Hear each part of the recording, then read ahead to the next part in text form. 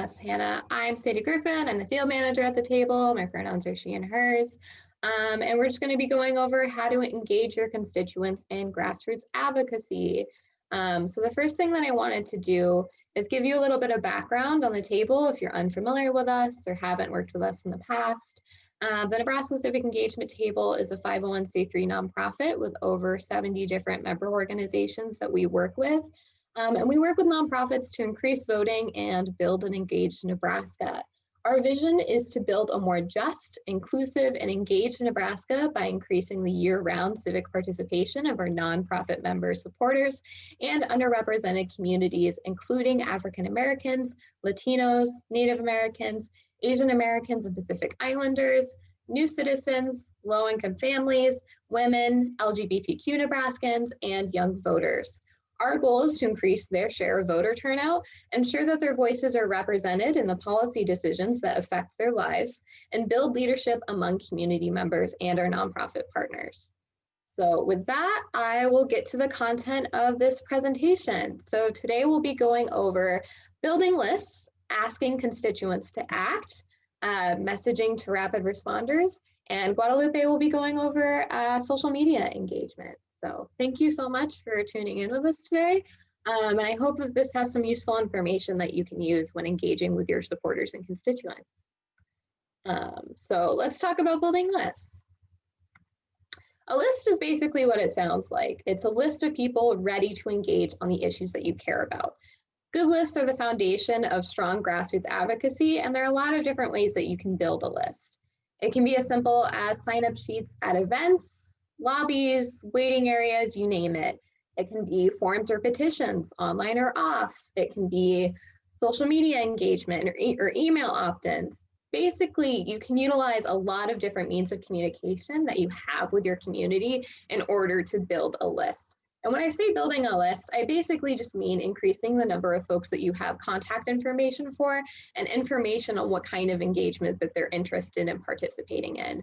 So if you have folks who are fill out a sign-up sheet in your lobby and say, hey, I'm interested in volunteering. Hey, I'm interested in learning more about the advocacy that this organization does. That's one example of a way that you can build a list. It basically is what allows you to see what people are interested in helping and how. And another way that you can do that is segmenting your list according to interests. So if you have a sign-up sheet, if you have an online form or something like that, you can have different options for different kind of engagement that people are interested in getting. Maybe they just want to be on your email list and see what you're up to and get updates that way. Maybe they're interested in receiving text correspondence from you when things come up that are urgent, or maybe they're interested in writing letters to their editor, or canvassing, phone banking, or participating in other kinds of advocacy and engagement. When you're segmenting your list, it basically means you have an idea of who wants to do what. And you don't necessarily have to do that, especially if it's just like a lot of your correspondence is over email, and that's mainly how you activate supporters and people in your network. But it can be super helpful as you get further into advocacy and get a greater idea of what exactly you want your constituents to engage in.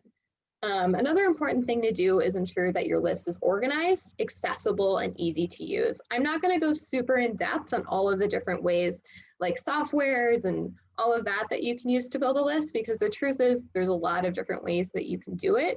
In field, a lot of what we use is the Voter Activation Network, or VAN, that allows us to track supporters and engagement and activist codes and all of that other stuff. But the reality is it can be as simple as a Google Sheet or an Excel spreadsheet. Especially if you're just starting out and you maybe don't have access to VAN or other resources like Action Network or MailChimp. It can be basically as simple as you want it to be, but it's important that no matter what you use, it's organized, accessible, and it's easy to use so that when you want to engage people, when you want to reach out to your supporters, you have that information available. And there are a lot of different ways to contact people on your list. It can be email, it can be social media correspondence. If you notice that some of these people really respond best to social media and are commenting on all of your posts. It can be text or calls, and I'll go over a few different situations where text and calls may be appropriate, because it's definitely not for every piece of correspondence that you have, or else your number might get blocked if they get enough calls from you. But there are a lot of different ways that you can reach out to folks on your list, depending on the situation, depending on your relationship with that supporter, and depending on the kind of work that you want to do. But the most important thing to have whenever you build a list that allows you to actually utilize that list and reach out to people is an ask. So having an ask prepared is incredibly important. And if you're wondering what an ask is, when it comes to asking your constituents to act, it's basically what it sounds like. It's something that you're asking them to do. And it's something that's always really important to start out with when you're contacting people and asking them to do something. If I just call someone up out of the blue and just say, hey, I'm Sandy with the Nebraska Civic Engagement Table. You filled in a form with us 6 months ago, and I'm wondering if you want to learn more. They might just be like, oh, I really don't know what you want me to do. What do you want from me? I don't know what you're asking me to do. It's important to start off with that ask, so I can say, hey, this is Sandy with the Nebraska Civic Engagement Table. There's a bill coming up that's really important and is going to impact our community. Can we count on you to call your senator and ask them to take a stance on this bill? That's when you have that backdrop, people actually know what's expected from them and are more likely to participate. Don't assume that recipients will just automatically know as soon as you ring them up or email them or any other situation where you're corresponding out of them. Just clearly define what you need and why it is important. So I'll go over an example from one of our members that we use in some of our communication tools that I think is a super great example of just generally asking your constituents to act and priming them for action. So this is from Out in Nebraska, formerly known as Outlink. And it's a really awesome example of engaging with your constituents on grassroots advocacy via email. This basically says, dear friend, you are receiving this email because you have advocated for an organization or issues in the past, or signed up for action alerts on the issues that affect your community. As a rapid responder or advocate, we are asking you to help us fight for good public policy during this upcoming legislative session and help us protect our communities from bills that would negatively impact our friends, family, and neighbors. So that bolded part is your ask right there. So people know when you're contacting them, what you're asking them to do. So it's not just like, why am I just getting this random email? I'm just going to send it to spam. It's really important to provide a clear call to action with bulleted points, which we'll go over an example next, and clearly define what you need and why it is important. So how can you help? Over the next coming months, watch for action alerts from Outlink. We will be asking our advocates to take action in support of the LGBTQIA community, and we may ask you to call or email legislators, attend rallies and other events in support of these issue areas, volunteer for phone banks and door-to-door canvassing campaigns, write letters, and tell others and encourage them to take action too. So for this kind of email, it's not a rapid response situation, which I'll go over next, where you have a specific thing that's coming up where you're asking everyone to participate. It's just kind of priming people to say, hey, we're going to be reaching out to you. We're going to be asking you to take action on these public policy issues and advocate for our community. Here are some of the things that we may ask you to do, and here are things to keep a lookout for. Everyone likes to feel like their actions have a purpose, so it's important to invite people into your club and reassure them that they will receive up-to-date information about what's happening, what they can do, and how their actions impacted the outcome. So here's an example of that. Stay in the know with Outlink. Outlink is dedicated to the well-being and advancement of the LGBTQ community through excellence in service, recreation, education, and celebration. Throughout the legislative session and beyond, we will keep you informed about potential laws that would affect LGBTQ Nebraskans. We will send you alerts when there is an urgent need for action, and we will update you on changes as they happen. So you're telling them, we're going to keep you updated. You're in the loop, you're in the club, to use that metaphor, and we consider you a part of this movement and part of this advocacy. And it's also good in these situations, especially around grassroots advocacy, especially if you're trying to prime folks on getting more engaged, to provide a brief summary of bills that you're watching if it's applicable. So in this example, we are expecting several bills to return this year, including this piece of legislation that's a tax bill that, if passed, would reduce state funding for community mental health providers, including crisis counseling. LGBTQA students are 2 to 3 times more likely to commit suicide than their heterosexual peers, and another piece of legislation that would protect Nebraskans from discrimination based on sexual orientation or gender identity. And the thing that I really like that this example does really well is that it really explores how this bill is going to impact that community. If I were just to say, hey, there's a tax bill coming up, it's really important, can we count on you to be activated on it? That may not mean anything to the average layperson. There's a ton of tax bills every year. And when you're asking people to reach out to their senators, it's so important to underline why it's important and how it's going to impact them. So in this example, saying outright that, hey, this is going to impact our community's access to mental health care resources. Here's why it's important.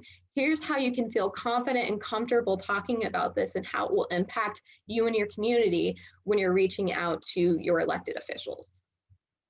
So that's a really good example that I like that really ties in like giving people bill numbers and giving people opportunities to explore legislation more if they want to, and making it really clear cut and easy for people to feel like this issue is something that matters to them and is something that they can advocate on. It's also important to tell them again that we rely on activists like you to help us ensure that LGBTQ Nebraskans are protected from discrimination and have access to the vital services, resources, and support that they need. In the future, watch for information and updates from us, including urgent calls to action and invitations to advocate on behalf of the LGBTQ community. Together, we can make a huge impact. So this, like I said, is a really good example of an email that's priming folks to take action. It's not something that they need a direct response or urgent call to action right now, but it's something that gives people the background that they need to feel confident when you correspond with them later on. And next, I'll go into those urgent call to action situations where you are messaging to rapid responders and when you need basically all hands on deck as soon as possible. Messaging to rapid responders should be emotional, urgent, educational, impactful, and should make it easy to take action. The easy to take action part of it is one of my biggest hills to die on when it comes to grassroots advocacy. Because when you're talking people, it's often tempting to show off all of the knowledge and exposition that you may have on any particular piece of legislation or bill. And it's useful information for folks to have. But especially when you're messaging to rapid responders and asking them to take action, one of the best things that you can do is make it simple and clear cut and to the point of, hey, here's what's going on. Here's how it's going to impact our community. And can you do this? Can you call your senator? Can you reach out to your friends and get them to contact their senators? I'll go over an example of what this can look like too, but I really just wanted to highlight the easy to take action point that I will continue to emphasize because I think it is one of the most important parts of engaging your constituents in grassroots advocacy. So here's an example of an urgent call to action. Nebraska Dreamers need your help now. On Tuesday, this legislative bill will be heard by the Judiciary Committee, and we need you to contact committee members now and urge them to vote no to this bill that would rescind the DACA program and jeopardize the future for 3,000 young Nebraskans who live, work, and contribute to their communities here. If this bill passes out of committee, it will be scheduled for a floor vote next, where it is likely to pass. So you have an urgent backdrop, you're giving some background on the situation and giving people information that will encourage them to take action. 3,000 Nebraskans who came to the US when they were young and are currently enrolled in the DACA program, people like Gabriel, a recent graduate of South High School in Omaha. Gabriel is now a student at UNO studying to become a social worker because he has seen the impact of poverty in his community. He is grateful to have a supportive network of family and neighbors, and he wants to help others find stable housing or affordable healthcare so that they can focus on long-term goals like education or skills training. In contexts like this, especially over an email, you have an opportunity to issue a really powerful call to action aided by things like storytelling. And this is what I think this call to action does really well, because you're telling a story of someone who will be directly impacted by this issue, who will be directly impacted by this bill. And you're using that to encourage more folks to take action, to stand up for other folks and to stand up for their community. That storytelling aspect, it's quick, it's to the point, and it really helps underscore the importance of the work and the importance of whether this bill passes or not. So that's a really good example of something that can take place over email as an urgent call to action. But I also wanted to take a second to talk about appropriate circumstances to use tools like calling and texting, or phone banking and text banking. I really think it's for times of increased urgency when you need help now.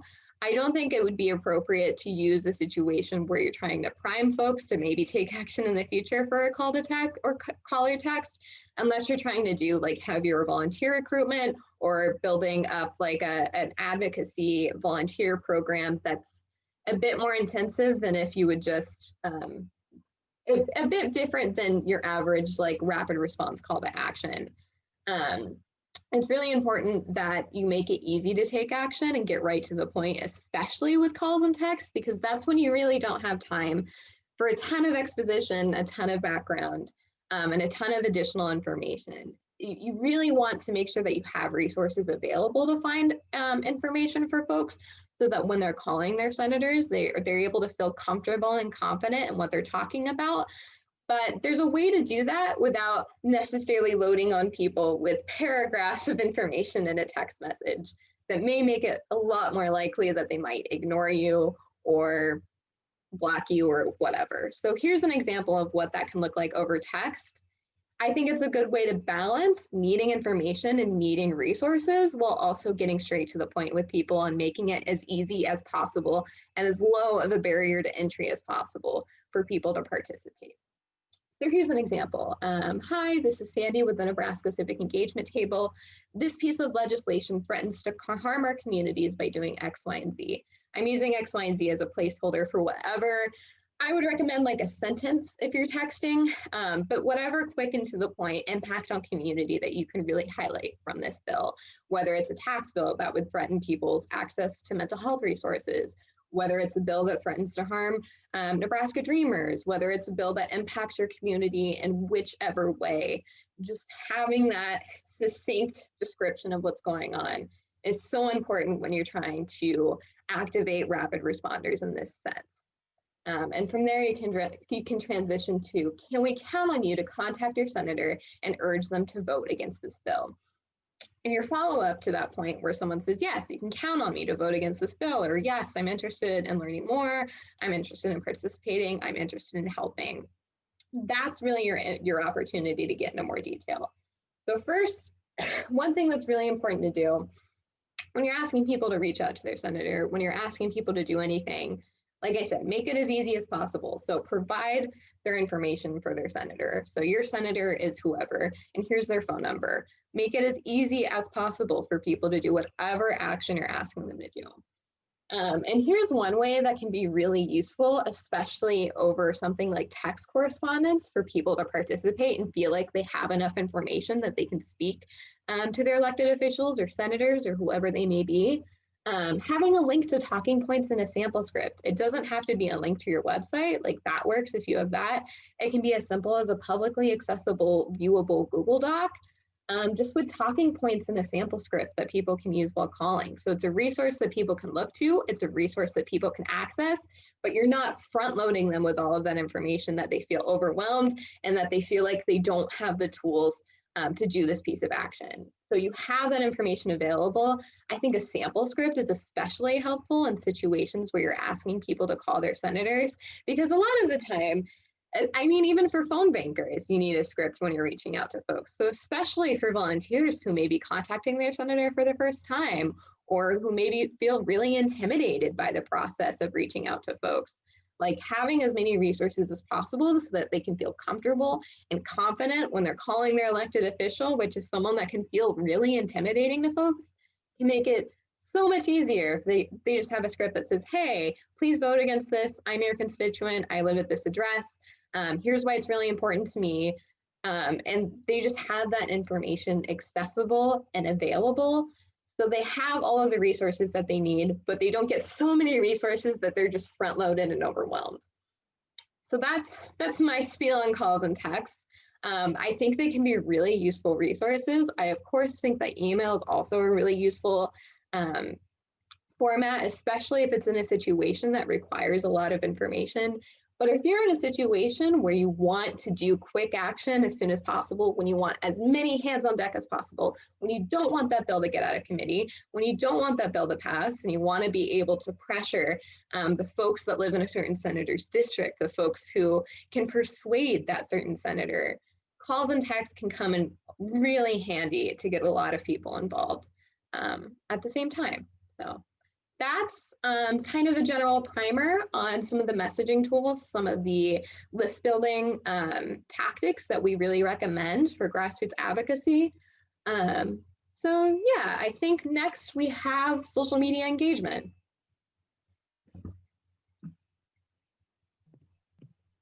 Cool, that was great, Sandy.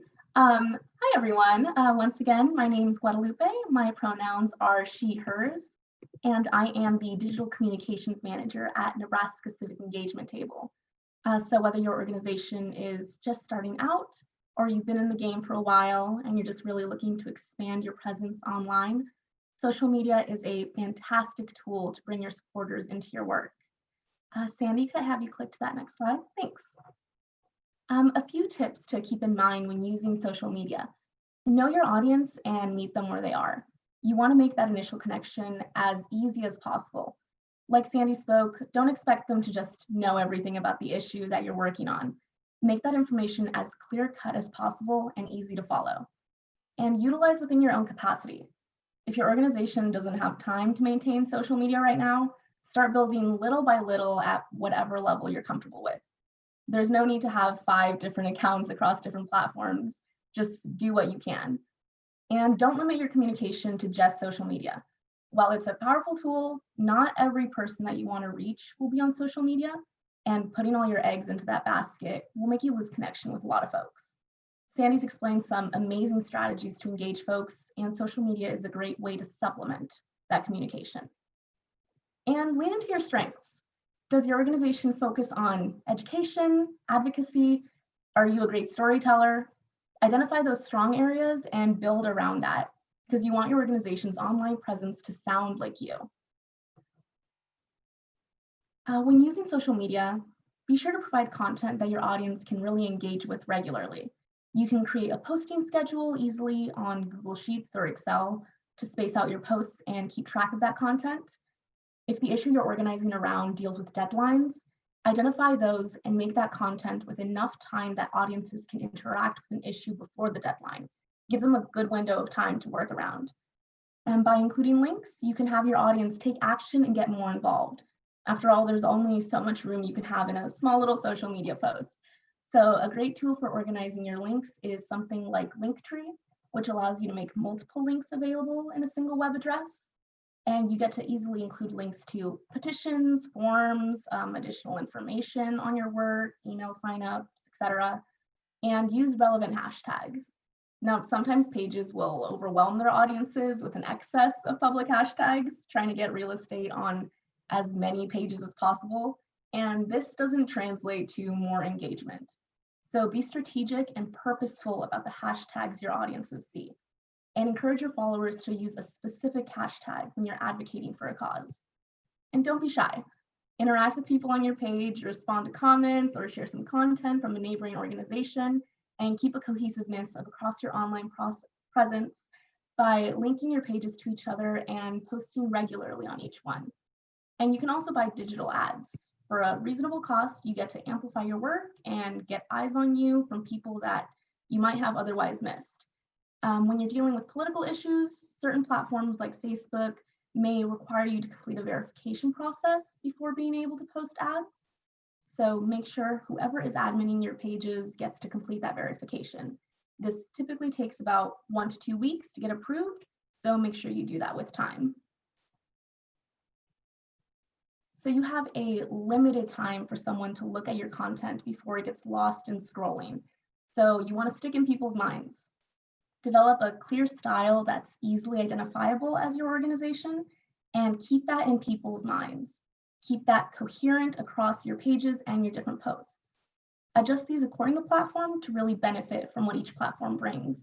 For example, this can be as simple as changing an image size to better fit with the image ratio that's provided, condensing written information from a large chunk of text into a small tweet, or turning any materials that you already have at your organization into an infographic or a video that's more easily digestible.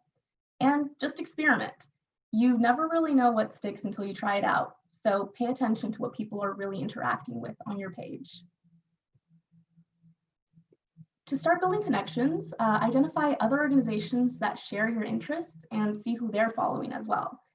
Follow journalists that cover the issues that are relevant to your organization, both local and national. And along the way, just kind of ask yourself, what benefit does following our account provide for people? Are they getting meaningful information or a positive experience from this? What would I like to see from this page as a follower? And just like building an email list, we want social media followers who share an interest in your organization and values. We want people who will engage and take action. You can look at reactions and comments on your own posts, relevant articles in local newspapers, and pages and posts on elected officials' pages to make those contacts. You may want to contact people directly, which we'll get into a little bit more. Although do note that pages cannot start conversations with Facebook users, so you'll have to use your own personal pages for that. And encourage your audience to share your content on the groups of interest to be able to really build that following. So if your organization wants to make some more contacts on social media, Facebook is your best starting point. So there are 4 types of contacts on Facebook that you can use to build your list. The first is primary, which includes your direct friends and the administrators of the pages that you interact with frequently. There are the secondary contacts, which are the friends of your friends, people who like the same stuff on more niche pages, people who have commented on the same posts that you're commenting on. There are the tertiary contacts, which are people who like those same big general pages. They've commented on those same big popular posts and they've shared the same posts. And there is the no contact, which has no connection to you. If you want to contact them directly, primary contacts can be contacted an unlimited amount of times, as can secondary contacts, so long as you're not reported as a bot on Facebook. So kind of take that into account. Tertiary and no contacts can be contacted about 50 times a day, and this number is cumulative. We're trying to work your contacts into the middle of this bullseye over time and become more core supporters.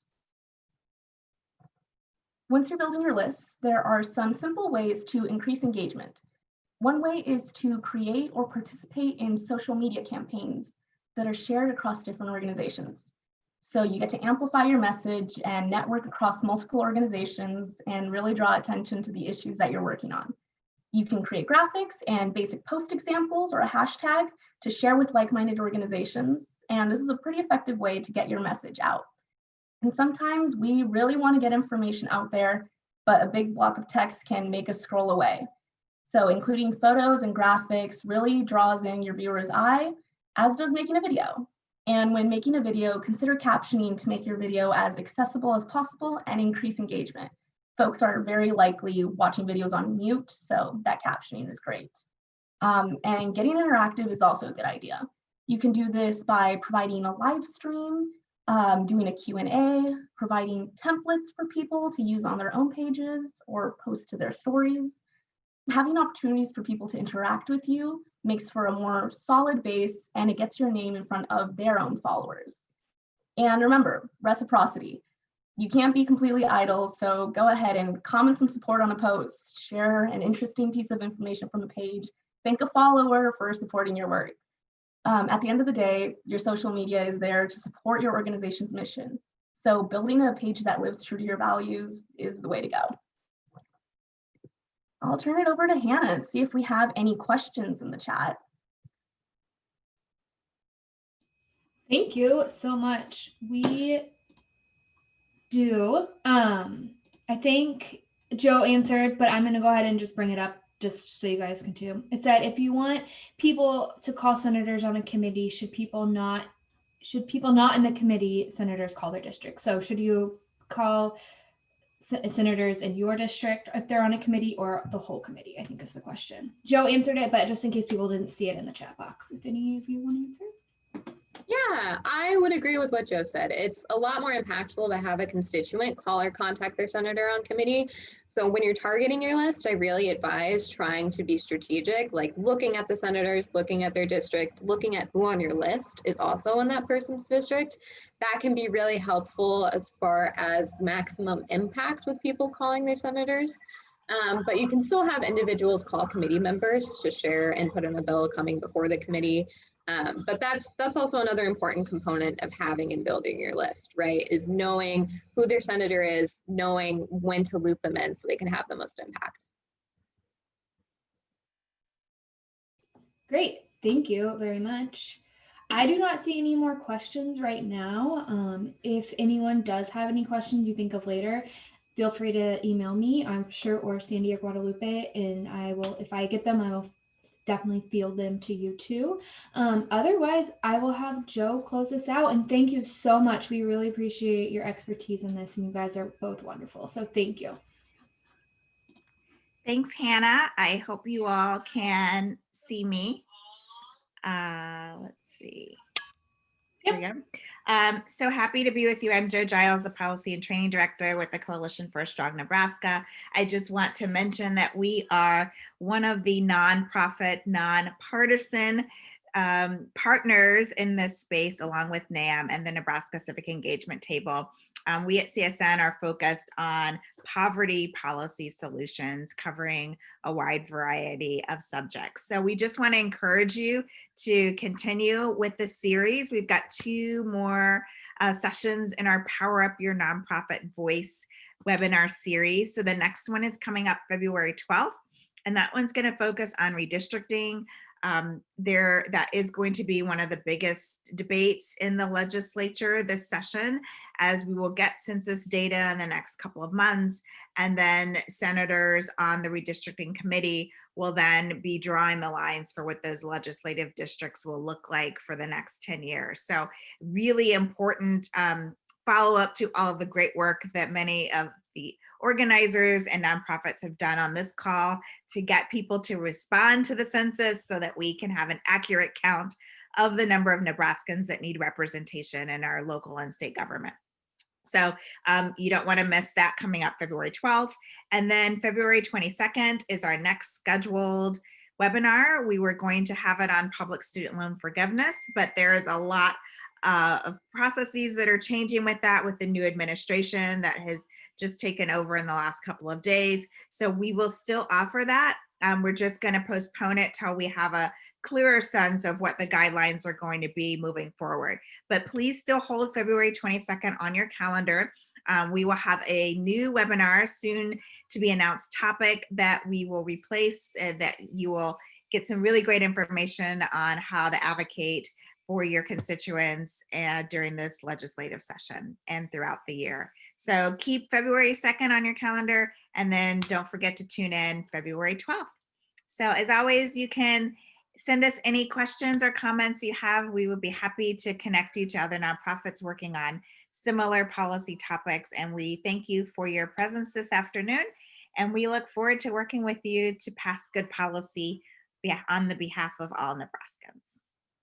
So thanks, everybody. Thank you, Hannah. Thank you, Sandy and Guadalupe. Have a great day, everyone. Thank you.